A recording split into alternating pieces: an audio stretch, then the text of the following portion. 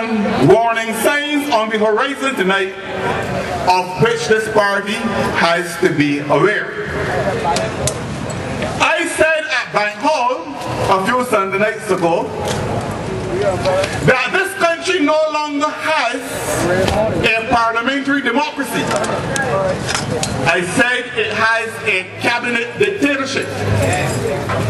And the reason I said that was that for the first time in Barbados' parliamentary history, and certainly for the first time since independence, the number of cabinet ministers in the House of Assembly is larger than half of the members of that body.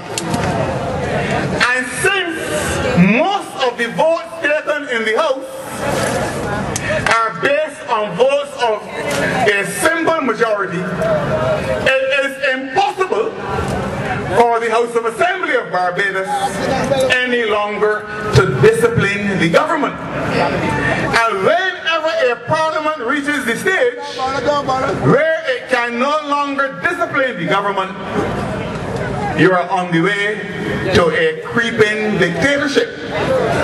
We have a cabinet dictatorship, and we are on the way now to a prime ministerial dictatorship, for he so regards Parliament as his plaything and treats it with so much contempt that he has not stood up in that chamber and made a speech on any issue touching and concerning any matter in this country since the middle of March. Now, if Thompson had done that, if Erskine Sandiford had done that, if Errol Barrow had done that, if Branford Tate or Philip Graves or Erskine Simmons or Warren Franklin or any of the Democratic Labour Party parliamentarians had tried that, it would have attracted editorial comment, it would have attracted the comment of columnists, and everybody would be heaping abuse on the Democratic Labour Party. But tonight, a carefully manicured silence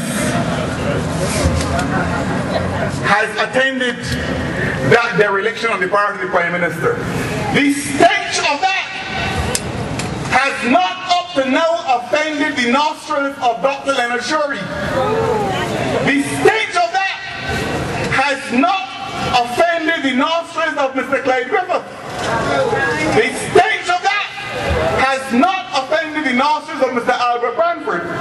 The stench of that has not offended the nostrils of Mr. Ezra Ali. The British Prime Minister, Mr. Gordon Brown, has to go to the British House of Commons every single week. Every Wednesday he has to go on that dispatch box and answer questions about what is going on in Britain.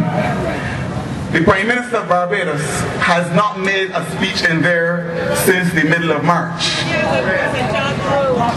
Issues that touch and concern the people of this country, that have to do with where Barbados goes, have not attracted his attention at all. And he contemptuously says that he is too busy to deal with small things. And Mr. Clyde Maxwell, during the estimates debate, said that there is no basis on which you should be criticizing the Prime Minister, who was the first Minister of Finance to miss an entire estimates debate.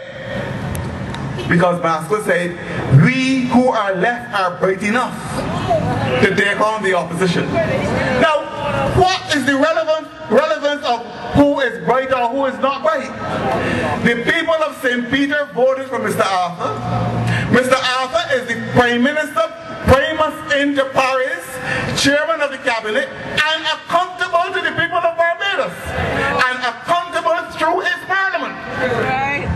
And nothing of the kind has attracted the attention of the prolific writers and the callers to the call-in programs, and some of the more fanatical moderators of those call-in programs. But I want to say here tonight, the battle is joined. The Democratic Labour Party is on the road. There is no turning back. And we will confront this government wherever it is and ensure that it is hounded from office at the next general election.